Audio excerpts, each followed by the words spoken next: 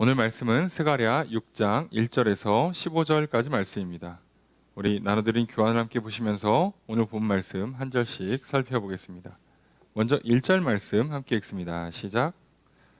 또 눈을 들어 본즉 내 병거가 두 산 사이에서 나오는데 그 산은 구리 산이더라. 오늘 문장의 주어 수로가 어떻게 될까요? 내가 보았다예요.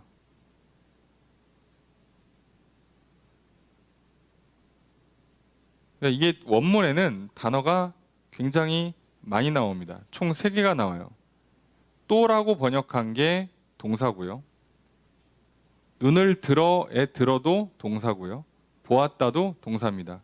총 3번이나 나오는데, 그래서 완전히 직역을 하면 내가 돌아서서 돌이켜서 눈을 들어서 눈을 올려서 눈을 떠서 보았다예요.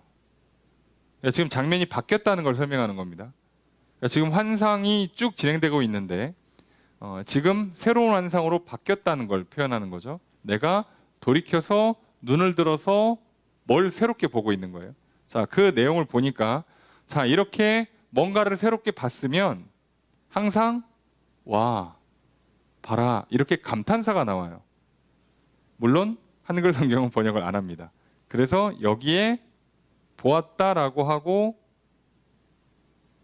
보라 이렇게 감탄사가 나와요. 그럼 이 뒤에는 문장으로 만드는 게 아니라 보고 있는 장면들을 그냥 쭉 읊어 가겠죠. 그래서 네 병거, 총 4개의 병거가 두 산 사이에서 나왔다. 그 산은 구리산이다. 이렇게 되는 거죠. 구리라고 해도 되고 청동이라고 해도 되고 그 사이 그 시대에는 정확하지 않으니까요. 그러니까 병거 4개가 구리로 된 산 둘 사이에서 나왔다고 보는 거예요. 자, 그럼 이 산은 무슨 산일까요? 자, 몰라요. 해석하지 않아도 됩니다. 해석을 하시는 분들이 있겠죠. 이게 무슨 산 사이다. 그죠? 그래서 이게 시온산과 감람산을 말하는 거다. 이 두 산은 그냥 성전에 있는 두 기둥을 상징하는 거다. 또는 구리나 산 이런 단어들이 다 계시록에 보면 빛난 주석, 구리, 이제 그리스도를 묘사할 때 그리스도의 발, 그리스도의 눈 이런 거를 다 이렇게 표현하니까 이거 굉장한 영광, 강함 이런 걸 상징하는 거다. 예, 해석할 수 있는데요. 굳이 해석 안 해도 됩니다. 그러니까 이게 어차피 산은 중요하지가 않아요. 그러니까 우리가 그 성경에 나오는 여러 환상들이 있고요. 또는 예언의 말씀들이 있잖아요. 그런데 거기에 우리가 조금 가끔씩은 너무 집중해서 매몰되는 수가 있어요. 그러니까 너무 디테일한 거에 너무 집중하지 않으시는 게 좋아요. 지금 이거 환상은요, 어차피 메시지를 시각적으로 보여주고 있는 겁니다. 그러니까 사실 뭐가 더 중요해요? 시각적으로 보는 게 중요한 게 아니라 거기에 담긴 메시지가 중요해요. 그렇잖아요. 오늘 선물 상자에 담아서 선물을 넣었어요. 그럼 우리한테는 실제로 뭐가 중요합니까? 선물이 중요하죠. 상자 안에 담긴 선물이 중요하죠. 그런데 우리가 자칫하면 무슨 실수를 해요? 박스 한쪽이 찌그러졌어. 이렇게 성의 없게 선물을 보내나? 자, 이러면 안 돼요. 그죠? 그럴 의도가 없었는데 옮기다 보니까 부딪힐 수도 있어요. 차에 넣고 왔는데 그럴 수 있습니다. 자, 5월달 가정의 달 행사 많죠? 오늘 어버이날입니다. 이렇게 내가 비싼 카네이션 이렇게 화분으로 된 거 사가지고 조심스럽게 들고 왔는데 와서 도착해서 딱 전달하고 봤더니 카네이션 여러 개 이렇게 놓잖아요. 그 중에 하나가 이렇게 댕강 꺾였네. 갑자기 기분이 나쁠 수가 있죠. 갖고 와도 이런 걸 갖고 와. 이거 뭐야? 이거 일찍 죽으란 얘기야? 자, 이러면 안 돼요. 자, 그런 거 디테일한 거에 집중하면 안 됩니다. 큰 메시지를 좀 봐야죠. 자, 그래서 여러분 우리가 뭔가 뭐 작품을 만들고 할 땐 디테일을 신경 쓰는 게 맞지만요. 메시지를 전달할 때는요. 디테일에 신경 쓰시면 안 돼요. 이건 항상 잘 보셔야 됩니다. 그런 부분들 때문에 성경을 오해하는 수가 있어요. 성경에서 자, 누가 누구한테 뭐라고 말했냐만 보면 되는데 이 번역상 이게 막 이렇게도 해석이 되고 저렇게도 해석이 되고 이 단어가 이렇다 저렇다 너무 깊이 따질 필요가 없어요. 아니 묘사를 하는데 그럼 산에서 병거가 나올 수도 있고 예? 저기 뭐 구름 타고 병거가 올 수도 있고 바다를 가로질러 올 수도 있어요. 아무 상관없습니다. 어차피 이 병거가 산에서 나온 게 아무 의미가 없어요. 누군 얘기하겠죠. 아유 목사가 참 그런 의미도 모르고 영적으로 깨어있지 않구만. 아니, 깨어있으면 뭐하냐고. 어차피 뒤에 설명할 때 하나님께서 그 메시지를 전달하려는 게 아니잖아요. 지금 스가랴를 통해서 누구한테 결국은 총독 스룹바벨과 대제사장 여호수아를 필두로 하고 있는 이스라엘 백성들에게 뭘 전달하는 거예요? 성전 건축해라. 건축을 시작했으니 내가 지금 하고 있는 지 3개월 지난 거잖아요. 하고 있으니 내가 완성시켜 주겠다. 도와주겠다. 이걸 전달하고 있어요. 이게 전부예요. 다른 메시지가 없습니다. 그러니까 거기에 뭐 이게 지금 이 두 구리산 두 개가 성전 기둥이다. 아니다. 뭐 시온산, 감람산이다. 하지 않으셔도 됩니다. 속지 마십시오. 디테일에 너무 집중하실 필요가 없어요. 큰 메시지를 보시고 그 다음에 그 큰 메시지의 의미가 정확히 파악 안 될 때 그때 디테일이 필요한 거예요. 순서를 바꾸시면 안 된다고요. 작은 거 먼저 보지 마시고 큰 걸 본 다음에 그 의미가 조금 명확하지 않고 깔끔하지 않을 때 그때 디테일한 부분들을 넣는 겁니다. 그죠? 예. 그래서 항상 이거 잘 보시고 특히나 우리가 사람들을 만날 때 하나님과의 그 관계를 맺을 때 소통을 할 때 잘 보셔야 돼요. 하나님이 오늘 나를 사랑하시느냐가 중요한 거지. 근데 오늘 점심 메뉴가 그게 뭐야? 자, 이렇게 하시면 안 된다고. 하나님 나를 사랑하시는데 나 이게 눈 사이즈가 한 1cm만 더 컸으면 좋았을 거. 눈이 요 라인이 조금만 이렇게 디테일하지 말라고요. 그죠? 사랑하냐가 중요한 거예요. 하나님이 나를 사랑하시고 내가 누구를 사랑하고 누군가 나를 사랑하면 되는 거예요. 그죠? 그 디테일을 바꾸려고 하지 말라고. 야, 너 저기 지금 눈 좀 올리자. 예. 여기 턱 좀 깎자. 하지 마시자고. 그 디테일은 우리를 오히려 함정에 빠뜨려요. 그게 아니라 지금 메시지를 잘 보는 거예요. 자, 그렇게 해서 몰라요. 그냥 내 병거가 보이는 것뿐이에요. 보이는 것만 그냥 보시라고. 자, 2절과 3절까지 한 번에 읽습니다. 시작.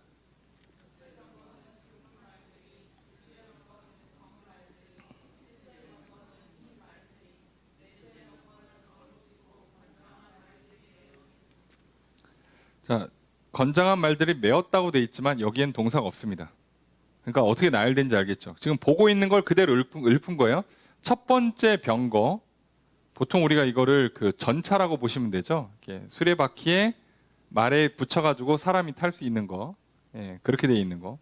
자, 그거를 병거라고 보통 부르는데 이 당시의 고대의 현대 탱커와 같은 거죠. 예. 자, 그리고 마차, 뭐 전차, 뭐 수레 이렇게 부르는데 첫 번째로 본 거예요. 첫 번째로 본 게 앞에 붉은 말이 끌고 있어요. 두 번째로 본 건 검은 말이 끌고 있어요. 세 번째로 본 건 흰 말이 끌고 있어요. 네 번째로 본 건 얼룩덜룩한 건장한, 건강한, 세 보이는 말이 끌고 있어요. 끝입니다. 자, 이 의미 당연히 몰라요. 알 필요가 없어요. 예? 흰색이 무슨 뜻이다. 붉은색이 뭐를 상징한다. 여기에 안 맞을 수 있다고. 붉은색이 기본적으로 상징하는, 흰색이 기본적으로 상징하는 게 있겠죠. 그리고 주로 성경에서 붉은색은 이런 의미로, 흰색은 이런 의미로, 검은색은 이런 의미로 쓰겠죠. 하지만 여기에선 그게 적용이 안 될 수도 있고 할 필요도 없다고요. 그죠? 안 하면 돼요. 그러니까 그냥 궁금한 게 많겠지만 자, 이제 어떻게 하면 되느냐? 스가랴가 하는 거 똑같이 하시면 됩니다. 4절 읽습니다. 시작.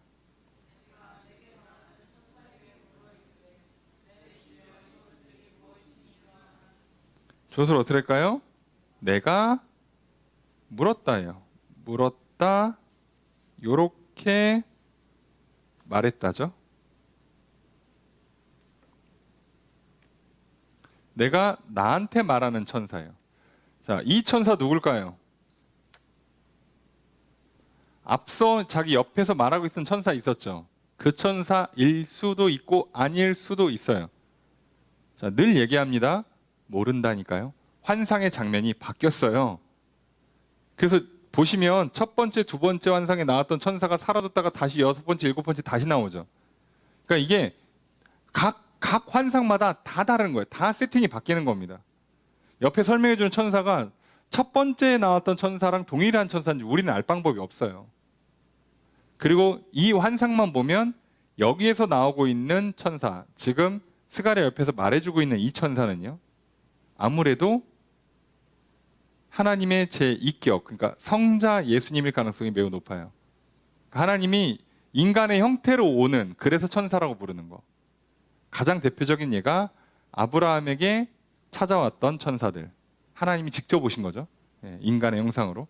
자, 그런 유로 보시는 게 맞아요. 왜냐하면 뒤에다가 명령을 내립니다. 그러니까 옆에서 환상을 설명해 주는 천사는 환상의 장면에 등장하는 것들한테 직접 명령을 못 내려요. 근데 여기는 내립니다. 그러니까 이 천사는 우리가 알던 앞서 있었던 천사랑은 또 다른 천사인 거예요. 자, 이렇게 그냥 다 모른다고 생각하고 읽으셔야 돼요. 아, 예, 내게 말하는 천사가 앞에 등장했으니까 그 천사구만, 이렇게 하실 필요가 없고 환상이 바뀌었습니다. 장면이 바뀐 거예요. 자, 그리고 나서 스가랴가 뭐라고요? 주님, 이게 무엇입니까? 깔끔하게 물어보죠. 스가랴가 선지자인데 말씀 연구하는 사람이 그거 하나 모를까? 흰색이 무슨 상징인지, 빨간색이 무슨 상징인지 모를까? 이 두 산이 얼핏 보니까 감람산 같아. 모를까? 아니요. 대충은 알 수 있어요. 그런데 뭐라고요? 우리가 지난 시간에 설명드렸는데 직관으로 정확하게 딱 꽂아주는 경우가 아니면 우린 다 모른다고 생각하셔야 돼요. 기본적으로. 공부해 보신 분들 알죠? 시험지를 딱 받아서 시험지를 딱 보는 순간 우리는 이미 1초 컷이에요. 승부가 났어. 이 문제 아는 문제냐 모르는 문제냐는 끝난 거예요. 승부가. 아시죠? 왜 그래요? 자, 그런 경험이 없으십니까? 설마? 해본 사람들 알죠? 보는 순간 알아요. 아, 이건 안다 하고 푸는 거예요. 근데 우리가 대부분 언제 어려워요? 알 듯 말 듯한 문제를 갖고 고민하는 거예요. 자, 그러니까 나한테 무슨 문제가 생겨요? 온갖 상상, 기억, 추리, 논리, 예상, 분위기, 흐름 이런 거 다 고려해서 문제를 풀어야죠. 그냥 힘들죠.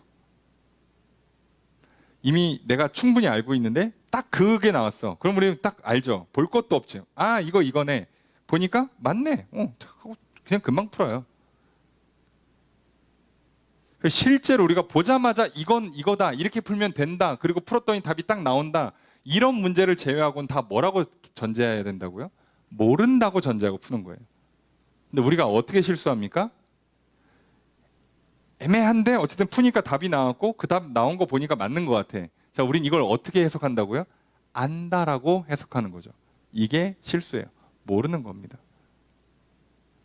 답이 정해져 있는 문제도 그렇게 몰라요, 우리가. 그런데 실시간으로 변하고 있는 나를, 실시간으로 변하는 다른 사람을, 실시간으로 변하는 이 세상 만사를 어떻게 알 수 있어요? 몰라요. 우리가 하나님께서 정말 직관적으로 이건 이거야 라고 딱 알려주는 거를 제외하고는요, 전부 다 모른다고 생각하고 시작하셔야 돼요. 항상 물어보셔야 됩니다. 그리고 뭐라고요? 우리가 맨날 실수하는 거 뭐죠? 에휴, 그런 거 같아, 뭐 저런 거 같아, 뭘 굳이 물어봐. 이게 진짜 잘못된 습관입니다. 그리스도인들은 정확하게 말하고 정확하게 대답하는 겁니다. 정직하게, 정확하게. 그렇게 하는 거예요. 자, 그렇게 관계를 맺는 겁니다. 하나님과 우리 사이도 마찬가지죠. 몰라요. 그러니까 모르면 무조건 물어보는 거예요. 자, 그렇게 하고 물어보니까 천사가 대답하겠죠. 자, 대답합니다. 5절 읽습니다. 시작.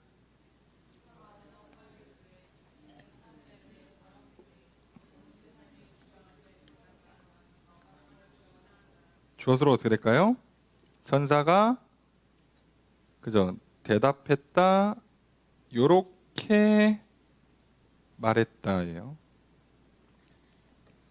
자, 뭐라고 대답해 주냐? 이는 내 병거, 내 말들이 끄는 병거, 전차는 이란 뜻이죠. 이것은 뭐다? 바람이다. 자, 이거 번역을 바람, 영, 호흡이라고도 번역이 되는데요. 숨이라고도 번역이 되는데 여기서는 영어로 보는 게 맞습니다. 왜 바람이라고 번역했는지 모르겠어요. 왜 그러냐면 저 뭐라고 돼 있어요? 온 세상의 주 앞에, 온 세상의 주면 누구예요? 하나님이죠. 하나님 앞에서 서 있다가 나가요. 바람이? 바람이 서 있다가가? 근데 그걸 뭐라고 형상을 만들었어요? 말이 끄는 전차로 형상을 한다고? 바람을? 아니죠. 뒤에도 나와요. 뒤에 5절에도. 아니, 뒤에 이걸 보고 나서 8절에도 나와요. 거기는 똑같은 단어 루아흐를 영이라고 번역합니다. 내 영이 쉼을 얻었다. 자, 그래서 이 내 바람을 영으로 번역하고요. 이걸 뭐라고 해석하는 게 좋냐면 그래 결국은 이들은 영적인 존재, 천사로 보는 게 맞습니다. 그리고 그래야 앞에 있는 환상과 세 번째 환상이죠. 거기랑 이 의미가 맞아 들어가요. 그렇게 보는 거예요. 그래서 영으로 보시고 천사로 이해하는 게 좋습니다. 그래서 천사들이 뭔가 하나님 앞에서 뭔가 서 있다가 명령 받아서 나가는 거예요. 그 장면을 이렇게 표현했습니다. 그럼 이들이 뭐 하냐? 6절에 첫 번째 문장 있습니다. 시작. 자, 주어서로 어떻게 될까요? 검은 말은 나갑니다. 어디로? 북쪽으로. 6절에 두 번째 문장 있습니다. 시작. 주어서로 어떻게 될까요? 흰 말은 따라갔다. 검은 말을 따라갔어요. 6절에 세 번째 문장 있습니다. 시작. 그죠? 얼룩 있는 말은 뭐 했다? 나갔어요. 어디로? 남쪽으로. 그럼 남과 북으로만 갔네? 자, 그리고 끝났어요. 자, 빨간 말 어디 갔어? 빨간 말. 빨간 말. 안 썼죠? 얘 사라졌나요? 천사가 지금 저기 일 시켜놨더니 이거 사명을 감당 안 하고 이거 농땡이 핍니까? 아니라고요. 그죠? 디테일하게 보지 마시라고. 이해됐습니까? 지금 스가랴는 보이는 장면만 보는 거예요. 방법이 없어요. 지금 빨간 천사, 빨간 말이 끄는 수레. 다시 말하면 천사, 네 그룹의 천사 중에 한 그룹이, 한 천사가 어디로 갔나를 몰라요. 그건 모르는 겁니다. 그냥 모르나 보다 하시면 돼요. 7절에 첫 번째 문장 있습니다. 시작.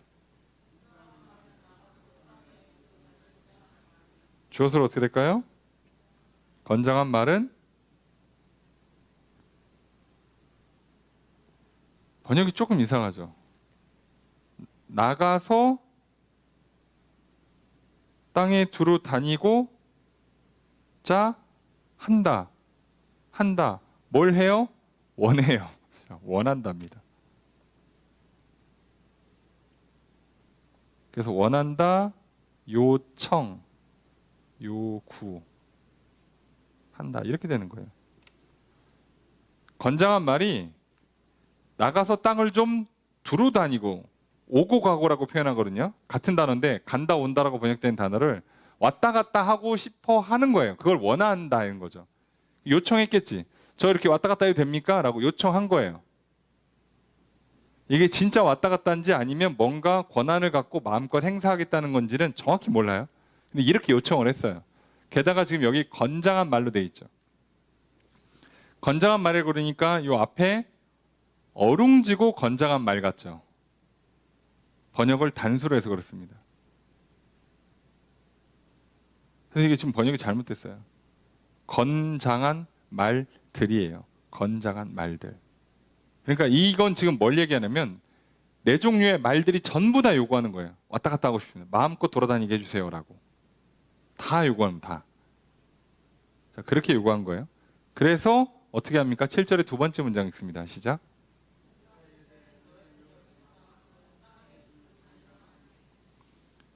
주어를 어떻게 할까요? 그가 말했다. 뭐라고? 너희는 두루 다녀라. 그는 누구겠어요? 천사죠. 나한테 말하는 천사인데 지금 여기 영들, 천사들한테 명령을 내려요. 근데 이 천사들이 누구한테 있다가 지금 나와서 하고 있어요? 하나님 앞에 서 있다가 나온 천사한테 누가 이래라 저래라 요청한 거를 허락해 줄 수 있는 권한을 가지려면 어느 정도 돼야겠냐고. 동료 천사 수준에서 못하는 거죠. 자, 그래서 이거 뭐라고 본다고요? 이 천사는 하나님이 천사의 형태로 오신 것. 그래서 사실상 하나님으로 보는 게 맞아요. 그래서 여기는 천사이지만 사실은 하나님과 같은 천사의 형태로 오신 하나님이죠. 예. 자, 그 하나님이에요. 자, 그분이 뭐라고 얘기하냐? 너희들, 그죠? 너희들은 뭐 하라고요? 가서 땅에서 두루 다녀. 왔다 갔다 해. 마음껏 해. 라고 허락해 줍니다. 자, 그랬더니 7절에 세 번째 문장 있습니다. 시작. 주어서로 어떻게 할까요? 그죠? 앞에 있는 그들이에요. 그들. 그 건장한 말들. 그러니까 정확히는 말들이죠. 말들이 뭐 했다? 예, 왔다 갔다 두루 다닌다예요. 예, 다닌다. 자, 했습니다. 자, 그 장면을 보고 있는 거죠. 그리고 나서 8절 읽습니다. 시작.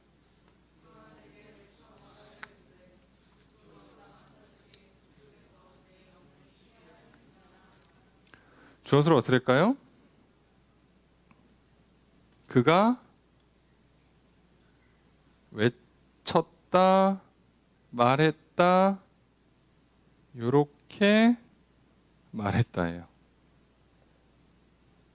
생각보다 동사를 많이 쓰죠. 예, 유독 많이 씁니다. 하나하나 다 설명해요. 그가 나에게 외쳤다, 나에게 말한다, 이렇게 하라고 말한다예요.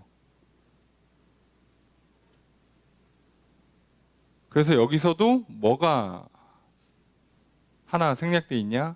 보라가 생략되어 있어요. 감탄사, 전환 감탄사. 와, 봐봐. 자, 이렇게 하는 겁니다. 봐봐.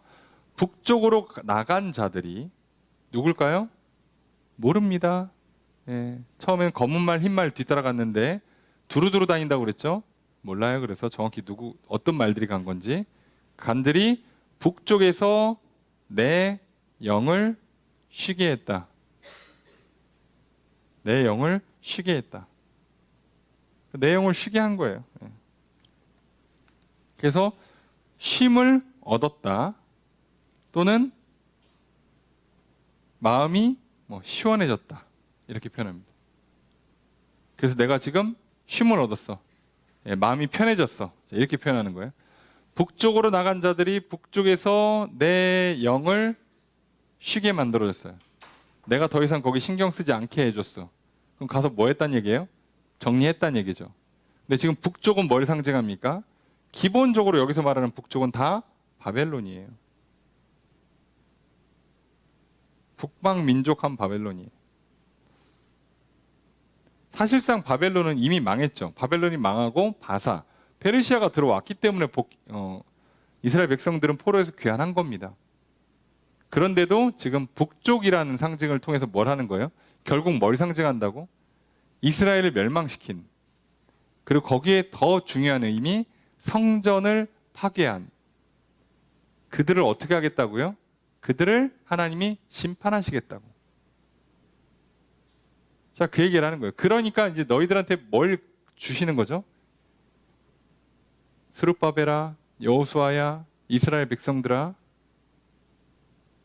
앞서 너희들의 나라를 망쳤던 그 북방 민족들, 내가 천사들 보내서 마음껏 일하라고 해서 결국 심판해서 내가 마음이 시원해졌어.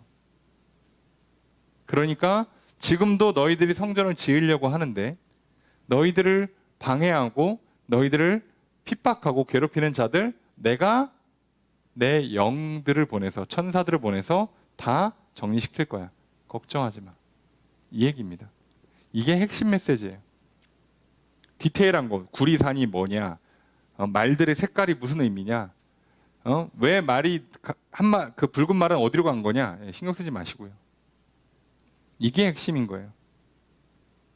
성전을 파괴하려고 하는 자들을 내가 다 처리해서 너희들이 성전 짓게 하는 걸 도와주겠다, 보장해주겠다라고 지금 위로와 격려의 메시지를 전하고 계시는 거예요. 오늘 우리한테 이게 중요한 겁니다. 여러분, 오늘 인간들이 얼마나 교만하고 고집이 세냐면 도와준다고 하면 도와주나 보다 하고 힘을 내면 되는데 그 다음부터 디테일한 걸 들어가요. 그러니까 그러면 아침 메뉴는 뭡니까?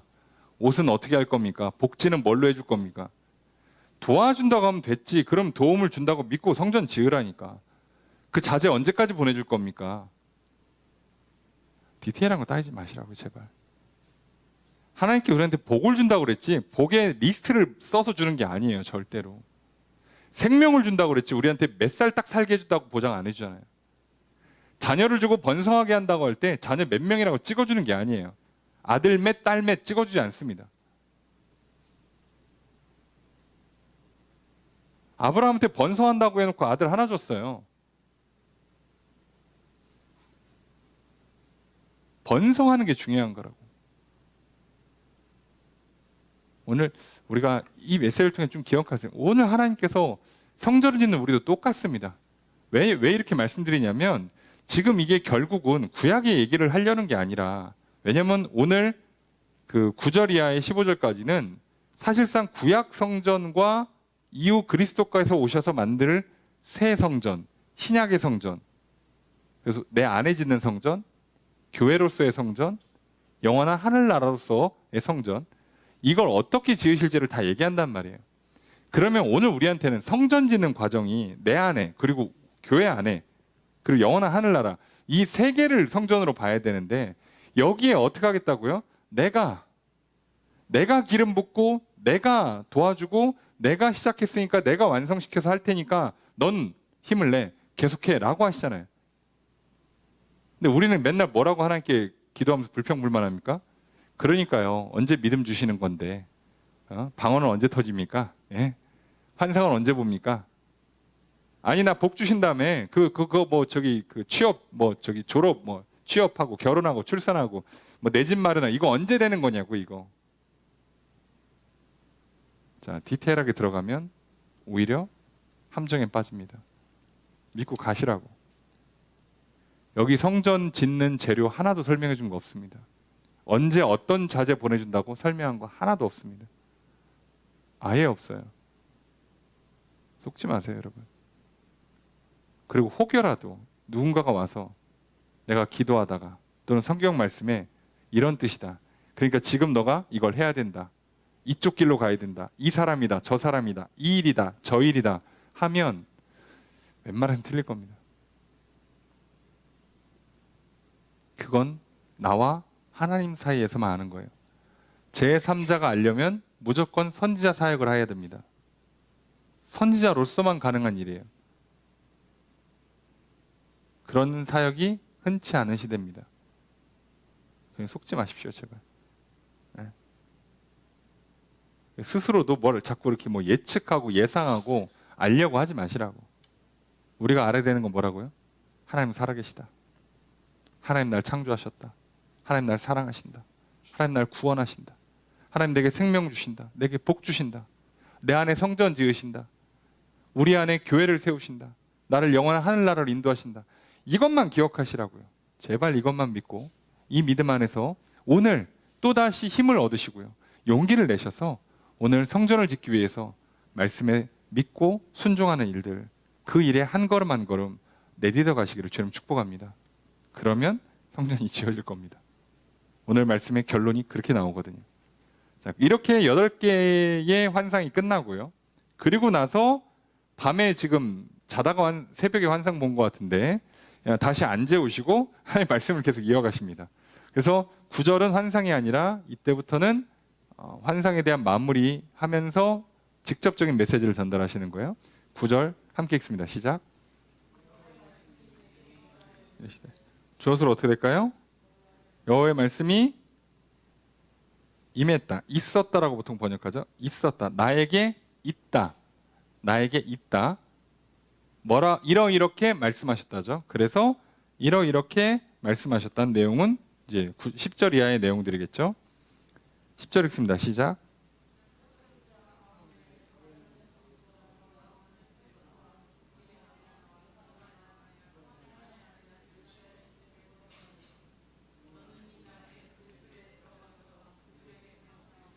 주어서로 어떻게 될까요?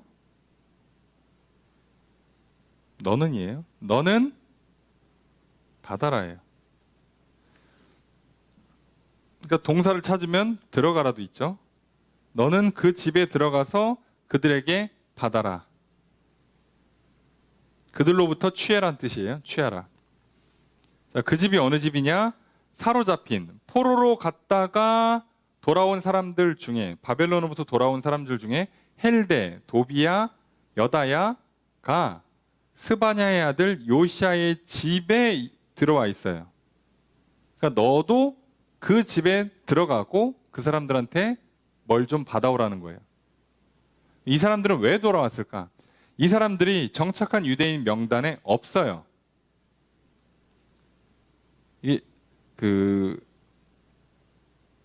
이들의 명단을 지금 확인이 안 되니까, 그러면 이들이 이제 누구냐? 정확하게 그 구약 성경 에스라에 보면요, 돌아온 사람들 명단이 쫙 기록되어 있습니다.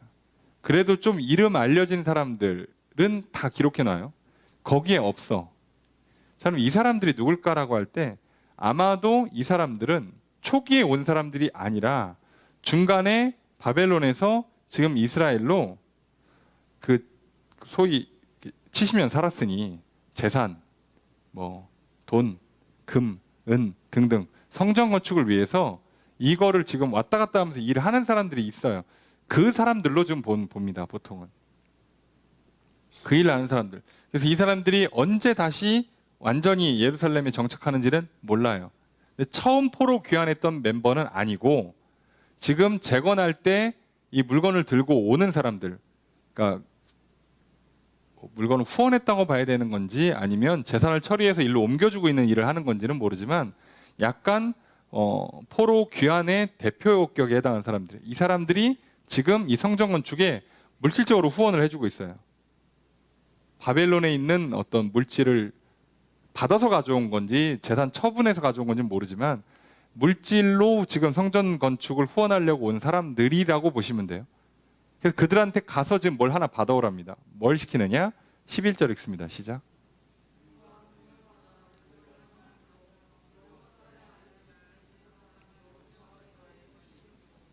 자, 주어서로 어떻게 될까요? 계속 너는입니다. 명령문이라. 너는 뭐하라? 받아라, 만들어라, 씌워라. 간단하죠. 가서 그 사람들한테 은과 금을 받은 다음에 면류관을 만든 다음에 어떻게 하라고요? 대제사장 여호수아에게 그 머리에다가 씌워주래요.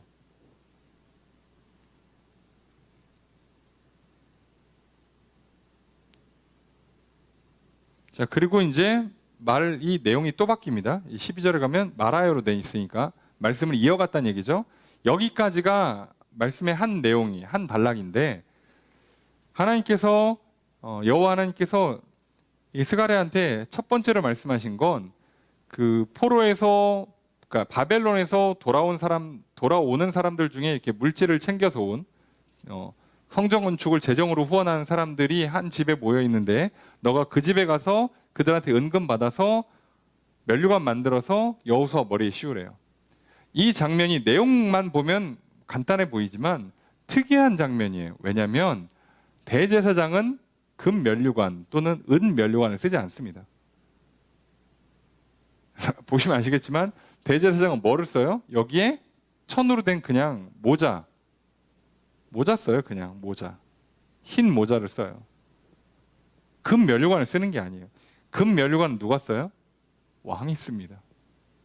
근데 대제사장한테 면류관을 씌워요. 아니 왜?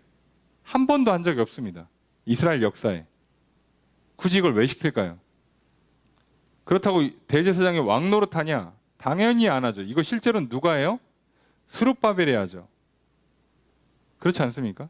그건 총독이 하는 거죠. 지금 총독은 왕이지만 이 나라를 실제로 지배하는 윗나라가 있어서 지금 내가 총독이라고 불리는 거지. 그 나라만 사라지면 내가 왕이잖아요. 총독이라는 게 그런 거잖아요. 그리고 이게 환상에서 보셔서 아시겠지만 그 스룹바벨의 옷을 더러운 옷을 입을 스룹바벨을 갈아입혔잖아요. 그때 스가랴가 뭐라고요? 면류관도 씌워주세요. 해갖고 거룩한 관을 씌우잖아. 그럼 실제로 현장에서 관을 씌워주면 누구한테 씌웠어야 되는 거예요? 사실 총독 스룹바벨한테 씌우는 게 맞아요. 근데 오늘 여기서 하나님은 누구한테 씌우라고 합니까? 대제사장 여호수아한테 씌우라고 해요. 자, 그러니까 여기서 우리는 눈치를 채야죠. 성전 건축이랑 대제사장 여호수아한테 왜 금면류관, 왕을 상징하는 금면류관을 씌우냐는 거죠. 자, 이거에 대한 눈치만 채는 거예요. 뭐가 좀 이상한데? 라고 눈치를 채고 이 다음 말씀을 들으면 뭔 뜻인지 금방 알죠. 12절 읽습니다. 시작.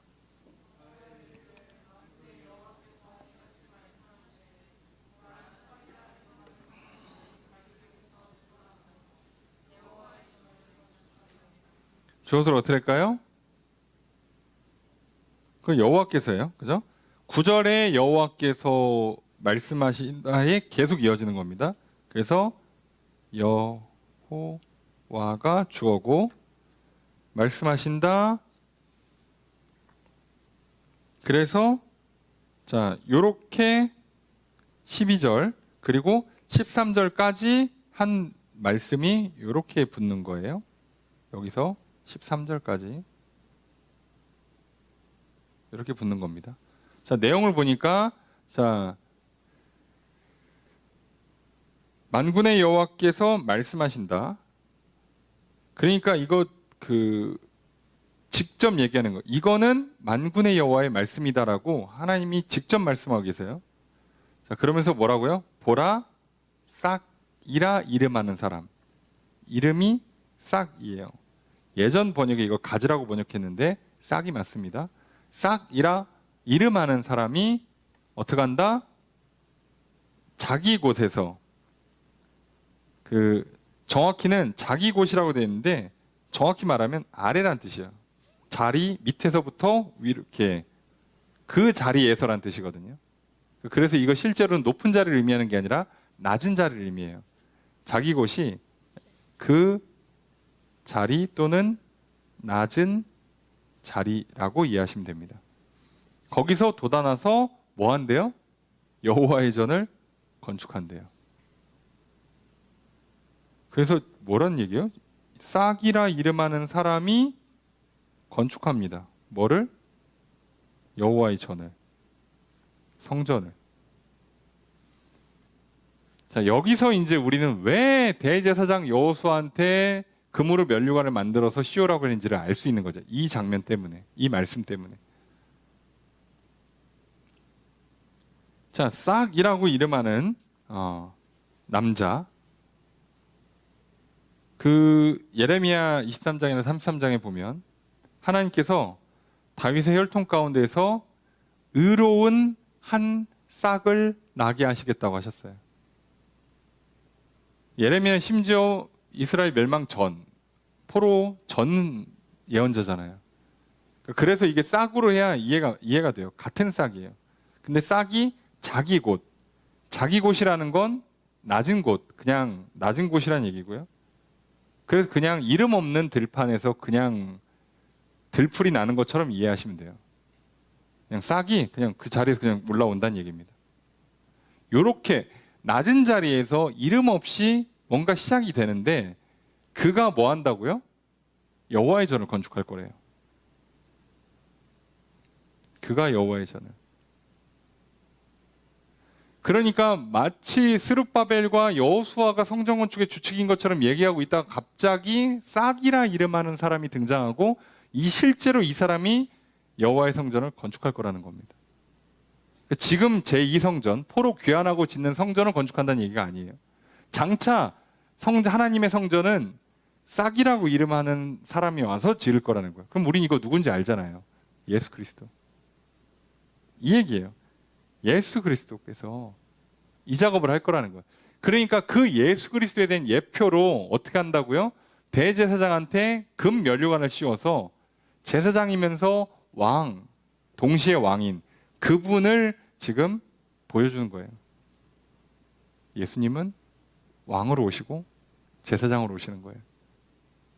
그분이 성전을 지으시고 그분이 이제 뒤에 보면 성전에 앉아서 다스리세요. 이게 그래서 구약에 나오는 모든 예수 그리스도에 대한 말씀과 신약의 말씀과 현재 오늘 우리의 말씀이 완전히 똑같아요. 여기서 조금이라도 건드리면요 다 틀어집니다.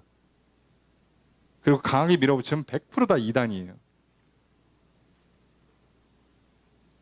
다른 얘기를 할 수가 없어요. 성경은 여기 한치 오차 없게 맞아 들어가는데 왜 오늘날 배웠다는 분들이 또는 좀 뭔가 유명하고 또 이렇게 소위 뭐 훌륭하시고 큰일 하시는 분들이 왜 그렇게 이상하게 해석하시고 사기를 치는지 모르겠어요.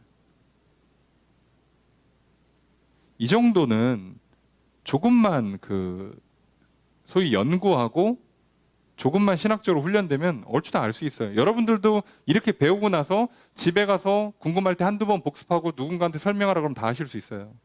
엄청 어려운 얘기가 아니잖아요. 그러니까 이게 참 안타깝습니다.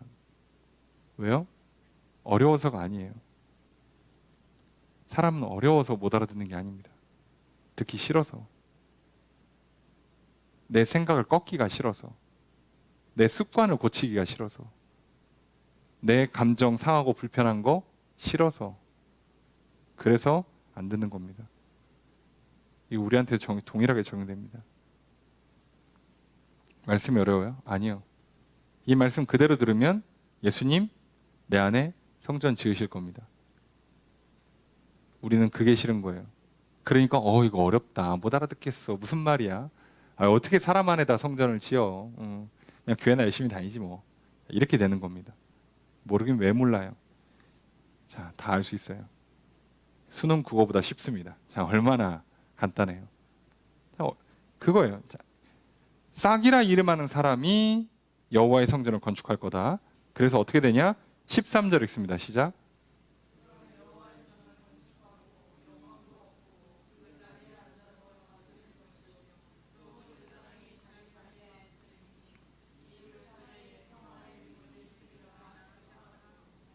자, 주어를 어떻게 할까요?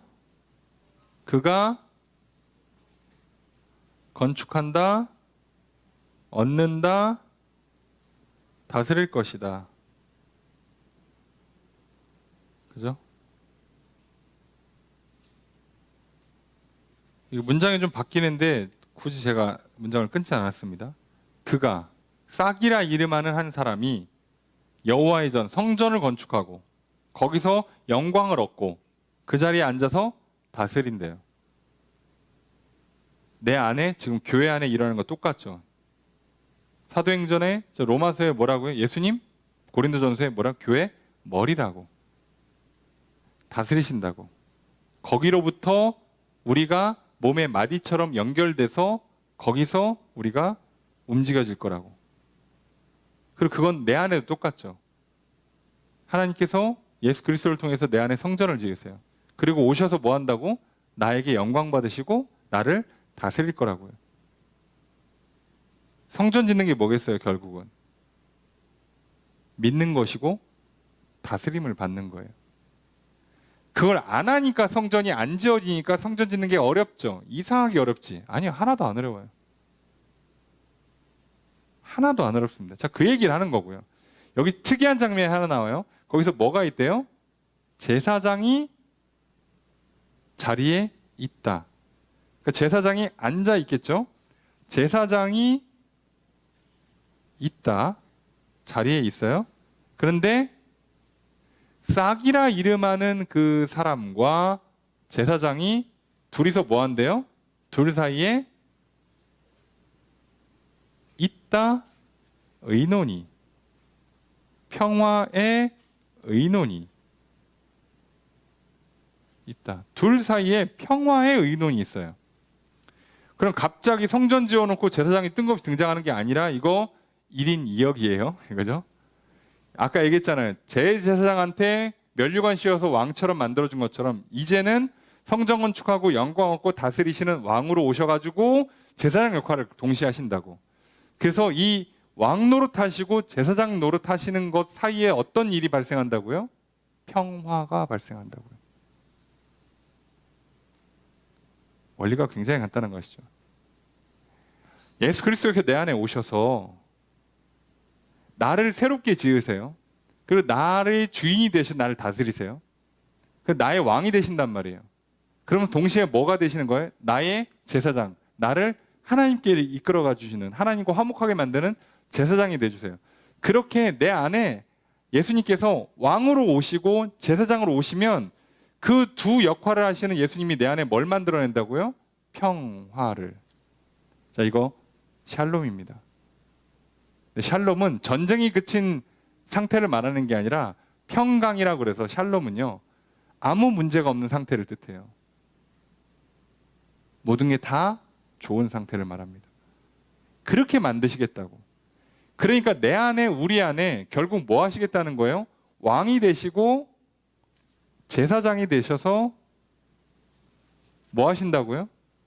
나를 다스리고 나와 하나님 사이를 이어줌으로 말미암아 결국은 내 안에 뭘 만든다고요? 평화를 만든다고요.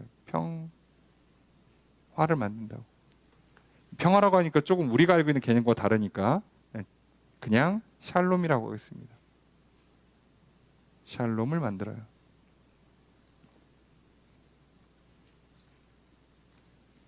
그러니까 무슨 문제인지 아시겠죠? 우리 안에 성전 짓는 건요, 예수님이 왕이 되시는 거고 예수님이 제사장 되시는 거예요. 다른 거 하는 거 아닙니다. 성전 지으라고 하니까 막 내가 자꾸 뭘 생각하고 뭘 훈련하고 뭘 노력하고 뭐 땀 흘리고 막 절제하고 이악 물고 막 할 것 같지만 그게 아니라요. 예수님이 오셔서 하는 거예요. 내가 뭘 하는 것이 중요한 게 아니라 내가 하더라도 그건 따라서 하는 거예요. 중재를 받거나 통치를 받는 거라고, 예수님으로부터. 내가 왕이 되고 내가 제사장 되는 게 아니고요. 예수님이 제사장 되시고 왕이 되시는 거고 나는 거기에 따라가는 거라고, 따라가는 거. 그래야 내 안에 성전 지어지고 그래야 평강이 임한다고요.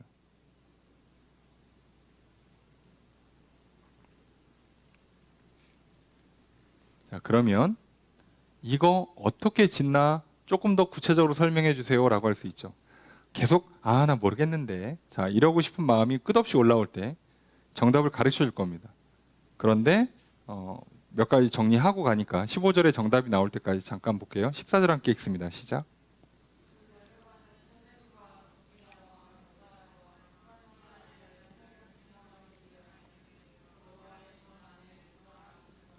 무엇을 어떻을까요?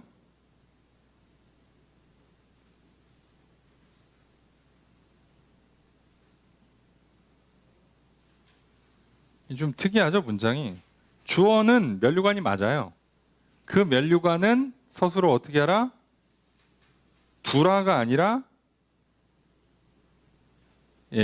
있게 하라겠죠. 있게 하라. 그래서 실제로는 누가 그걸 해야 되지만 문장상으로는 면류관이 거기 있게 해라고 번역되는 거예요. 면류관을 네가 넣으란 얘기가 아니라고요.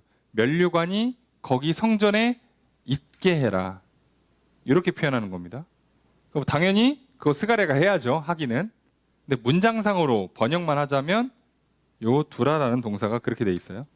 자, 그래서 대제사장이 면류관 쓰면서 일할 수도 없거니와 이래서도 안 돼요. 복장상.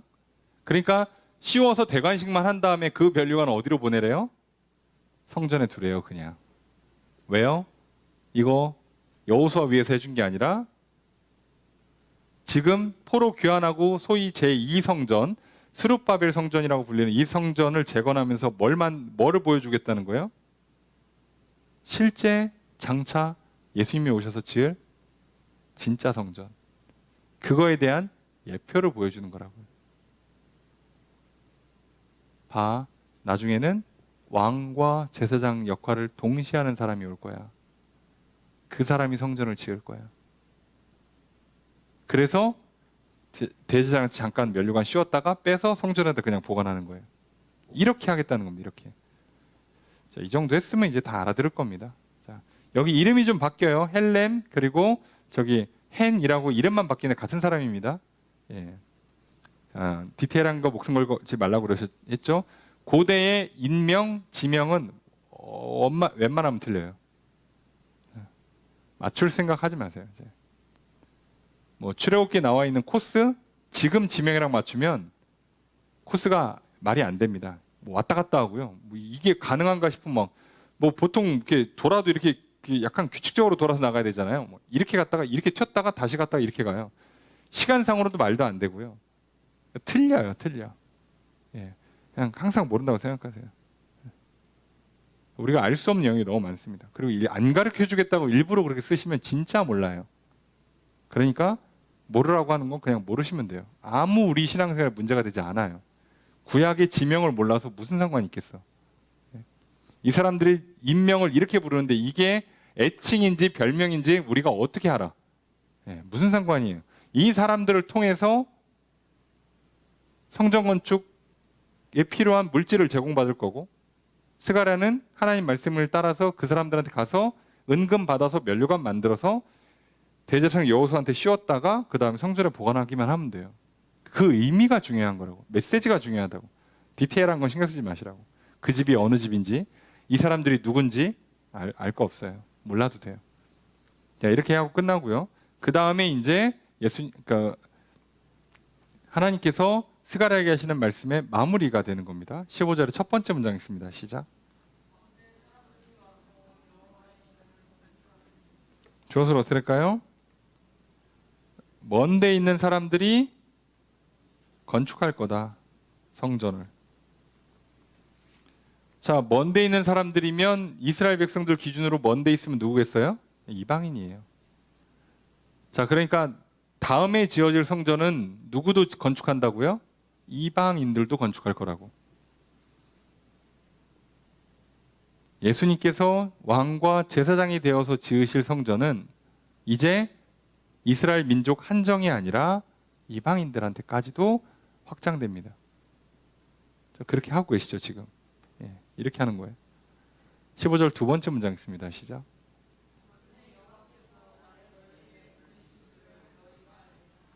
주어서 어떻게 될까요? 너희가 알게 될 것이다. 이 표현이 성경에 엄청 많이 나오잖아요. 만군의 여호와께서 나를 너희에게 보내신 것을 너희가 알게 될 거다. 그러니까 그때 그렇게 되면 그때 알 거라는 거. 그때 스가랴가 한 말이 이거구나. 스가랴가 한 말이 진짜 맞는 말이구나를 그때 알 거라는 거예요. 지금은 몰라요. 그죠? 지금은 아는 게 아니라 지금은 믿느냐 안 믿느냐예요. 근데 나중에 실제로 실현되고 나면 그때 알게 될 거라고. 안 하는 사람들은 죽어도 모르겠죠. 그러니까. 예. 안 믿고 안 따라오는 사람들은 순종하지 않는 사람은 절대 모르는 거고. 그래 나중에 이방인들도 예수 그리스도로 말미암아 자기 안에 성전이 지어지고 교회를 세워가는 모습들을 볼 때 스가랴를 통해서 하나님 보여주신 게 이거구나. 구약의 말씀이 신약의 말씀이 이거구나를 그때 알 거란 얘기예요. 자, 우리도 마찬가지입니다. 히브리서 말하잖아요. 자, 알고 믿는 게 아니라고요. 믿으면 알게 되는 거라고. 순서 바꾸지 마십시오. 자꾸 뭘 알고 싶어 하시는 건 그 마음은 이해하지만 안다고 믿음 생기지 않아요. 믿어야 아는 겁니다. 그런데 그래서 어떻게 하라고요? 그래서 이 성전 세우는 비결 그리고 나중에 진짜 이방인들까지 예수 믿고 구원받고 성전 세우고 교회 세우는 것 그게 어떻게 되느냐?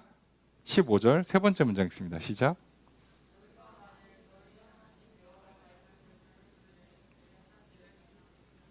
주어서 어떻게 될까요? 만일이에요. 만일이 붙었으니까 앞문장은 다 조건부죠. 주어 이같이라고 하면 좀 그렇고 이것이 스스로 될 것이다. 그럼 이것은 뭘 상징하는 거죠? 먼데 있는 사람들이 와서 성전을 건축하는 것. 그죠? 싹이라 이름하는 사람이 와서 성전을 건축하는 것. 자, 이런 것들이 될 거라는 거예요. 뭐 하면? 조건부. 만약 너희가 뭐 하면? 너희의 하나님 여호와의 말씀을 들으면. 이런 건 번역을 왜 열심히 안 하나 몰라요. 듣는다를 2번 겹쳤습니다. 최상급 강조 표현이에요. 그래서 확실히 듣거나 또는 듣고, 자, 듣는다에 단어를 쓸 때 듣는다를 쓴 게 아니라 듣는다, 그리고 이게 이제 약간 사역형으로 변화를 줘요, 동사에다가. 그러면 조금 디테일하게 번역하면 듣고 따르면, 순종하면이 되는 거예요. 또는 무난하게 번역하면 확실히 들으면. 최소한 둘 중에 하나로는 번역하는 게 맞죠. 너희가 여호와의 말씀을 확실하게 또는 분명히 들으면, 또는 듣고 따르면 순종이죠. 그러면 지금 이거 싹이라 이름하는 사람이 와서 성전 짓는 거, 먼데 사람들이 와서 성전 짓는 거 볼 거라는 거예요. 될 거라는 겁니다.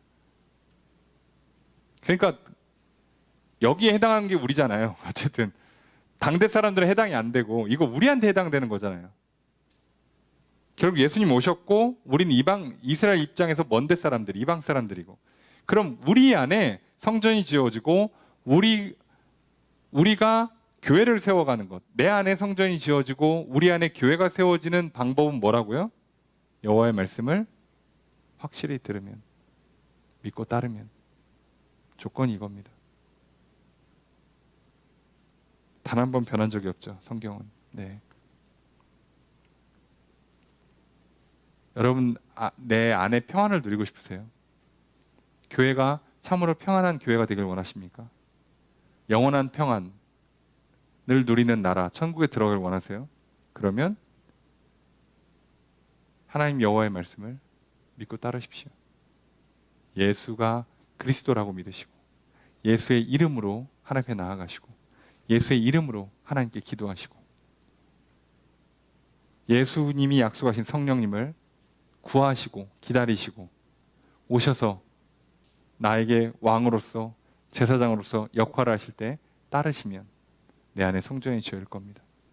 우리 안에 성전이 지어질 겁니다. 그러면 평안할 겁니다. 모든 게 부족함이 없는 좋은 상태가 될 겁니다.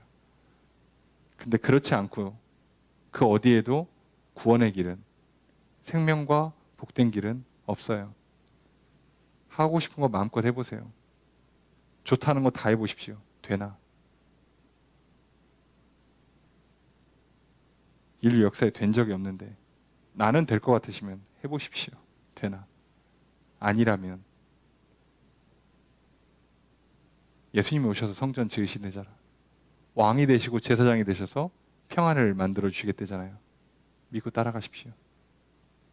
그거밖에 없습니다. 오늘 그 얘기를 하는 거예요. 그러니까 왜 그렇게 포로에 귀환한 자들에게 왜 안 그래도 힘들고 막 저기서 정치적으로 방해하고, 예, 막 그 핍박하고 막 공격하고 음해하고 막 난리가 나고 있는데 왜 그렇게 무리해서 좀 저기 정리되고, 그래도 이제 70년 만에 돌아왔으니까 그래도 한 30년 50년 좀 묵히고 좀 정착하고 시간 지나면 좀 이렇게 제국도, 바사 제국도, 페르시아도 우리를 크게 신경 안 쓸 거고 주변 사람들도 좀 적당히 이제 정리가 될 거고, 그럼 그때 천천히 성전을 지으면 뭐 좋게 뭐 무난하게 잘 되지 않겠습니까? 라고 생각을 할 텐데, 그래서 포로에 귀환한 이스라엘 백성들이 방해가 있고 정치적으로 문제가 생기니까 멈춘 거잖아요. 16년간.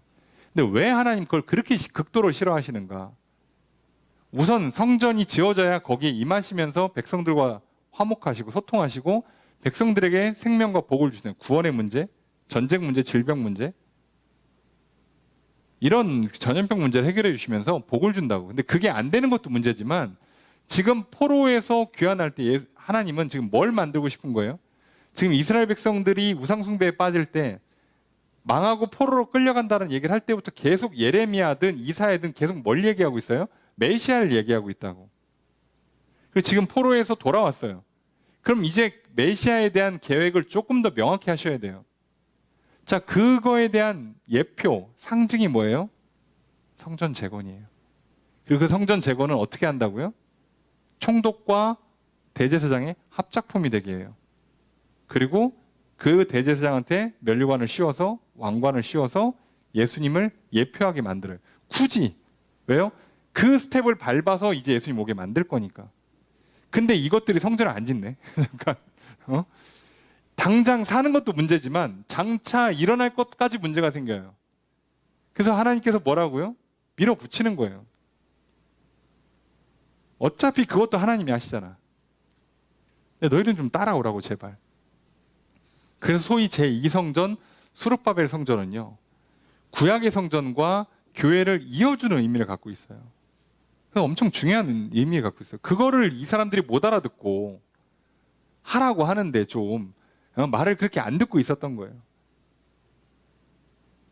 하나님께서 진노하셔가지고 잘 되나 보자, 니네 집 잘 되나 한번 보자, 농사 잘 되나 보자, 자식들 잘 되나 보자고 괴롭혀요. 16년간 복을 안 주십니다. 그 다음에 뭐라고요? 정신 좀 차렸어? 다시 하자. 이거 중요한 거야. 만약에 이것도 말을 안 들었으면 아마 역사가 많이 바뀌었을 겁니다. 근데 뭐 그렇게는 안 됐겠지만, 그렇게는 안 하실 분이시지만 하여간에 그렇습니다. 자, 그래서 오늘 우리는 그 과거의 역사뿐만 아니라 오늘 우리에게 해당되는 예수님이 오셔서 성전을 짓는 것, 내 안에, 우리 안에 나를 성전 삼으시고 교회를 세우시는 것, 거기서 왕 노릇하시고 제사장 노릇하시는 게 뭔지, 어떻게 평안을 만들어 가시는 건지 여기에 설명이 다 끝나 있어요. 놀랍게도. 저는 우리가 이 말씀을 들었습니다. 너무 복잡하게 생각할 거 없죠. 어려운 거 하나도 없습니다. 우리한테는 이미 다 실현된 과거예요. 오늘 우리는 고민할 것도 없이 뭐만 하면 돼요?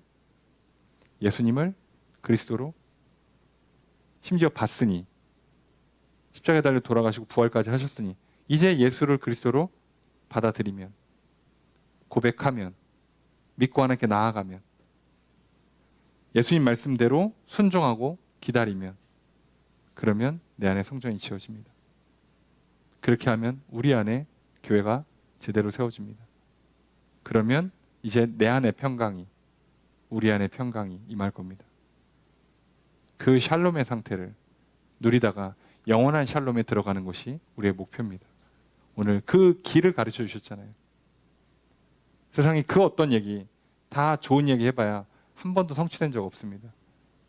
실제로 성취됐고 지금도 유효한 이 방식, 이 약속 기억하시면서 오늘 또 세상에서 여러 가지 방해가 있고 유혹이 있고 육신의 문제, 뭐 가정적인 문제, 뭐 직장에서의 문제, 사회적인 문제, 뭐 세상적인 여러 가지 뭐 복잡한 문제들이 우리 안에 성전 짓는 걸 계속 방해할지 모르지만 성전을 지어가는 것을 멈추지 마시고요. 낙심하지 마시고 지치지 마시고 또 위로받고 격려받으시고 다시금 또 성전을 지어가신다면 약속하신 그대로 이루어지게 될 겁니다. 오늘 성전을 제대로 지어서 예수님 내 안에 왕 노릇하시고 제사장 노릇하심으로 평강을 누리는 인생, 예수님 우리 안에 오셔서 왕 노릇하시고 제사장 노릇하셔서 참으로 평강한 교회가 되기를 소망합니다. 오늘 그렇게 나아가는 저 여러분 되시기를 주 이름으로 축복합니다. 말씀을 적용해 보겠습니다. 스가랴 6장 1절에서 8절은 스가랴의 8번째 완성에 대한 기록입니다. 두 구리산 사이에서 나온 네 병거를 환상으로 봅니다. 붉은 말과 검은 말과 흰 말과 어룽진 말이 이끄는 네 병거는 온 세상의 주 앞에 서 있다가 나가는 하늘의 네 영, 천사를 가르칩니다. 이들은 하나님의 심판을 수행하는 천사들입니다. 북쪽으로 나간 병거의 화력으로 하나님의 영이 쉬게 되었다고 말씀하십니다. 이것은 하나님의 백성을 대적하는 자들에 대한 심판을 의미합니다. 스가랴가 본 마지막 환상은 첫 번째 환상과 맞물려 하나님께서 대적하는 악인들을 심판하시고 성전 재건을 완수하실 것을 말씀하십니다. 스가랴의 시대에 성전을 재건한 일이나 오늘 우리가 내 안에 그리고 우리 안에 성전을 짓는 일에 항상 대적하는 악한 세력의 방해가 있음을 기억합시다. 성전 재건하는 과정에서 이방인들이 대적하여 공격하고 고소하고 정치적으로 압박하는 등의 방해가 있었던 것처럼 오늘 성전을 짓는 나에게 그리고 교회에 육체적, 정신적, 물질적 공격이 있습니다. 이런 방해가 성전 건축을 힘들게 하지만 환상을 통해 주시는 하나님의 위로를 받읍시다. 성전을 완성하시고 대적을 심판하신다는 환상을 통해 격려를 받읍시다. 환상을 통해 주시는 말씀을 믿고 계속해서 힘을 내고 용기를 내어 성전을 지읍시다. 내 안에 그리고 우리 안에 성전 건축을 완성하는 성도님들이 됩시다. 대적의 심판받는 최후의 승리를 얻는 성도님들이 됩시다. 두 번째로 스가랴 6장 9절에서 15절은 앞선 8가지 환상을 보고 난 후 스가랴에게 임한 하나님의 말씀을 기록합니다. 하나님께서 스가랴에게 포로 귀한 자들의 대표인 헬데와 도비야와 여다야와 요시야로부터 은금을 받아 멸관을 만들어 대제사장 여호수아에게 씌우라고 명령합니다. 대제사장에게 금 멸관을 씌우는 특이한 명령은 성전 건축의 완성을 의미할 뿐만 아니라 제사장이며 동시에 왕이 되시는 예수 그리스도를 예표하는 의미를 갖고 있습니다. 하나님께서 싹이라 이름하는 자가 여호와의 전을 건축하고 영광을 얻고 자리에 앉아 다스릴 것이라고 말씀하십니다. 이는 장차 오실 예수 그리스도께서 자기 몸을 바쳐 성전을 건축하실 것을 말씀합니다. 이 성전은 각각 성도 안에 지어질 것이고 교회로 지어질 것이고 장차 영원한 하나님 나라로 지어질 것입니다. 예수 그리스도께서 성전에서 왕과 제사장으로 다스리시며 평화를 이루실 것입니다. 스가랴 시대의 성전 재건은 단순히 성전을 건축하고 성전 제사를 회복하는 데 그치지 않습니다. 장차 그리스도를 통해 성전을 건축할 것을 선포하고 예표하는 의미가 있습니다. 오늘 우리는 예수 그리스도가 성전을 지으시고 영광 받으시고 평화로 다스리는 시대를 살아갑니다. 오직 하나님의 말씀을 믿고 순종하면 내 안에 성전이 세워질 것입니다. 우리 안에 교회가 세워질 것입니다. 장차 영원한 하나님 나라에 들어가게 될 것입니다. 이미 성취된 하나님의 말씀을 통해 확실히 믿읍시다. 예수 그리스도를 믿고 그 말씀에 순종하여 내 안에 그리고 우리 안에 성전을 건축합시다. 성전에 임하시는 그리스도를 통해 하나님의 통치를 받고 평화를 누리며 살아갑시다. 이렇게 살아가는 저 여러분 되시기를 주의 이름으로 축복합니다.